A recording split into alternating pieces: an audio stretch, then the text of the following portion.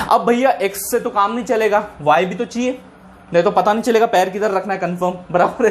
तो फिर वहां पे वाई आई प्लस वन वो भी कैलकुलेट करना है। अब कैसे कैलकुलेट करें, वही सेम फंडा, Y I plus there is some change that you want to introduce और इंड्यूस इनटू योर कोऑर्डिनेट, तो वो डेल्टा वाई रख दिया मैंने यहाँ पे। अब डेल्टा वाई क्या होता है, डेल्टा वाई क्या होता है भाई साहब, यहाँ पे m डॉट डेल्टा एक्स, मतलब इसी फॉर्मूले को घुमा के यहाँ पे आया, इसी फॉर्मूले का यहाँ पे मैंने चिपका दिया m डॉट डेल्टा एक्स। अब यहाँ पे डेल्टा एक्स की वैल्यू अपने को पहले से पता है इस केस में कि मैंने 1 दे रखी है, तो चलो अगर डेल्टा एक्स की वैल्यू 1 देता हूं तो बचता क्या है फिर वाई आई प्लस एम। मतलब इस केस में यहाँ पे आपको जो अपनी एग्जिस्टिंग जो एक वैल्यू होती है वाई आई की, करंट वैल्यू जिसे हम कह सकते हैं, उसमें m ऐड करना है, और जो एक्स आई प्लस वन होगा उसके लिए अपनी करंट एक्स आई में आपको 1 ऐड करना है, आपके अगले कोऑर्डिनेट्स तैयार हो जाएंगे, बराबर है। तो इस तरीके से आपको इस केस को फॉलो करना है और ये सारा प्रोसीजर आपको मामला संभालना है। लेकिन ऐसा भी तो हो सकता है, इसका उल्टा भी हो सकता है, मतलब वो शायद ही ग्रेटर देन इक्वल टू ना हो, वो ऐसा हो सकता है कि आपका जो डेल्टा एक्स है वो लेस देन डेल्टा वाई हो।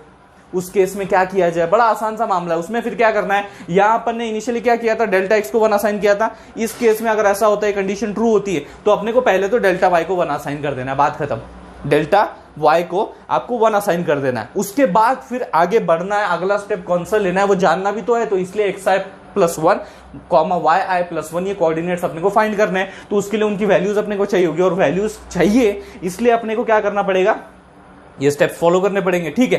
तो एक्स आई प्लस वन कैसे करेंगे, वही सेम फंडा, X I plus some change delta X, बराबर है। अब वो डेल्टा एक्स क्या होना चाहिए अपने को पहले फाइंड करना है। एक्स आई तो वैसे ही रहेगा, लेकिन डेल्टा एक्स क्या होता है, तो डेल्टा एक्स यहाँ पे देख लो, ये देखो डेल्टा एक्स, इसी फॉर्मूले को घुमाया मैंने, डेल्टा एक्स क्या होगा फिर डेल्टा वाई बाय एम, क्या होगा डेल्टा वाई बाय एम।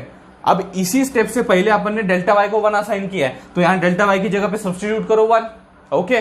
तो बच क्या जाता है फिर x I plus 1 bye M, x I plus 1 bye M. अगर आप ये कंप्यूट कर लोगे तो आपको अगला स्टेप मिल जाएगा, आपका एक्स आई प्लस 1 मिल जाएगा। और फिर इसका क्या भैया, वाई आई प्लस 1 का, ये तो बड़ा ही आसान मामला है, Y I plus delta Y, बराबर है। और यहां डेल्टा वाई तो अपना 1 है ही, तो वो मैंने क्या कर दिया वाई आई प्लस 1, बस सिंपल। तो इस केस में भी कैसे कोऑर्डिनेट फाइंड करने, अगला कदम रखने के लिए वो भी पता चल गया, और इस केस में भी अगला कदम रखने के लिए क्या स्टेप फॉलो करने वो भी अपने को पता चल गया।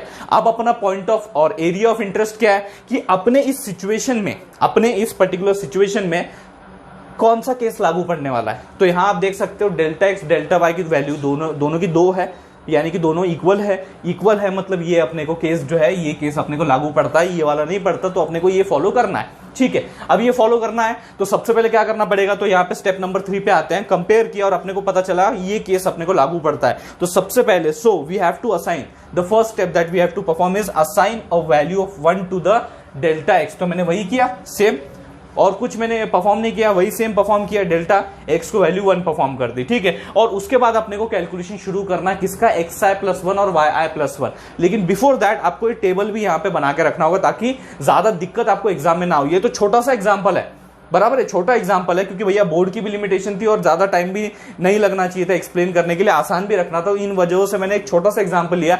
एग्जाम में बड़े बड़े एग्जांपल्स आते हैं, बराबर, क्वेश्चंस पूछे जाते हैं, तो उस केस में आपको जो पूरा वो अपना डेटा है, कैलकुलेटेड डेटा है, उसको यहाँ पर रखने में और उसको देख देख के भैया आगे करने में बड़ा ही आसान हो जाएगा वो सारा मामला। तो यहाँ पे आपको क्या करना है, एक्स आई वाई आई क्या होते हैं, आपके करंट जिनके ऊपर आप काम कर रहे हो वो कोऑर्डिनेट्स जहां पे आप खड़े हो, और एक्स आई प्लस 1 और वाई आई प्लस 1 क्या होते हैं, वो वैल्यूज जो आपको मिलने वाली जब आप अगला स्टेप रखोगे, अगला कदम रखोगे, ठीक है। तो अब इनिशियली एक्स आई वाई आई क्या है मेरा 1,1, यानी कि यहां पे 1,1 यहां पे है, अपने को यहां से यहां तक जाना है, एक लाइन बनानी है, ठीक है।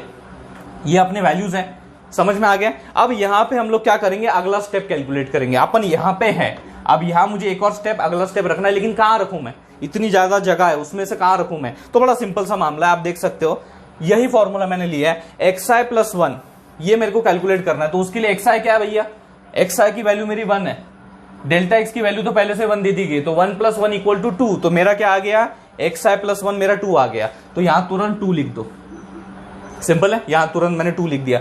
फिर उसके बाद वाई आई प्लस 1 की वैल्यू कैलकुलेट करनी है, उसके लिए आपको सिर्फ इस पे फोकस करना है, जो एंड प्रोडक्ट निकला था अपने पूरा प्रोसेसिंग का, वाई आई प्लस एम, मतलब इसमें स्लोप ऐड करना है। अब इसमें स्लोप क्या है अपना भैया 1 है, स्लोप भी 1 है, तो वाई आई की वैल्यू क्या है 1 है, 1 + स्लोप 1 दैट इज 2, तो आपका वाई आई प्लस 1 कितना बन गया, 1 + 1 दैट इज इक्वल टू 2 आ गया। करेक्ट। तो मतलब मुझे अभी मेरे अगला स्टेप रखने के लिए कोऑर्डिनेट्स मिल गए। मैं था 1,1 पे, अब मैं कहां जाऊंगा, यहां पे 2,2 पे, बराबर। तो यहां मैंने क्या कर दिया, अपना एक कदम रख दिया कुछ इस तरीके से, 2,2 पे जाऊंगा मैं, बराबर है, इस तरीके से। तो अब मेरा करंट पोजीशन क्या है, ये जानना समझना बहुत जरूरी है। अब मेरा करंट पोजीशन क्या है, अब मेरा XI YI क्या है, 2,2। अब क्या है, क्योंकि मुझे और भी आगे बढ़ना है ना, तो यहां तक मैं पहुंच गया, अब और आगे बढ़ना है। तो मेरा करंट अभी मैं करंटली कहां पे, 2,2। तो इसलिए मेरा अभी नया XI क्या है 2, नया YI क्या है 2, सिंपल। अब आगे क्या होगा वो अपने को देखना है, वो समझना है, ठीक है। तो अब यहां पे अपन है, अपने को क्या करना है, वही प्रोसेस वापस रिपीट करनी है, यानी कि अपने को इसी केस में रहते हुए XI+1 YI+1 जो है वो वापस से कंप्यूट करना है। बात सिंपल सी है। और इस केस में यहां पे XI क्या है आपका 2 होगा, YI क्या होगा आपका 2 होगा।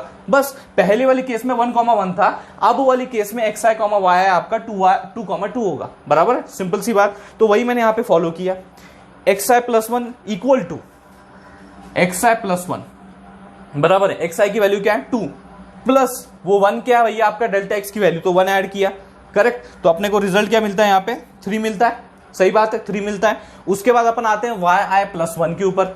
क्या करना है, उसमें स्लोप ऐड कर देना है, मतलब जो आपकी y की वैल्यू है उसमें स्लोप ऐड करना है, that is 2 plus what's the slope 1। तो 2 + 1 आपका क्या निकल के आता है, 3 निकल के आता है, बराबर। तो यानी कि यहां मेरा XI+1 भी 3 निकला, YI+1 भी 3 निकला, यानी कि मेरा ये रिस्पेक्टिव कोऑर्डिनेट जहां तक मुझे पहुंच के अपनी लाइन बनानी थी वो मुझे मिल चुका है। यानी कि ये थोड़ी लाइन टेढ़ी हो गई, लेकिन ठीक है, आप समझ सकते हो, एक सीधी लाइन बन गई है, ठीक है। तो इस तरीके से अपन जो है जहां तक पहुंचना चाहते हैं, तो वहां तक जब पहुंच जाते हैं, यानी कि इस कोऑर्डिनेट तक X2, Y2 तक पहुंच जाते हैं, तब आपको रुक जाना है। आपका प्रॉब्लम जो सॉल्व हो चुका है, तो आपको इस तरीके से आप ऐसा ग्राफिकल रिप्रेजेंटेशन मेंशन कर सकते हो। आप इस तरीके से कुछ समराइज टेबल जो है अपने वैल्यूज का वो मेंशन कर सकते हो। आप कुछ इस तरीके से अपने आंसर को पेश कर सकते हो कि भैया सबसे पहले मैं था कहां पे 1,1, फिर गया मैं 2,2 पे, एंड देन फाइनली 3,3। तो इस तरीके से जो है मैंने अपनी लाइन भैया ड्रॉ की है by using digital differential analyser algorithm, DDA।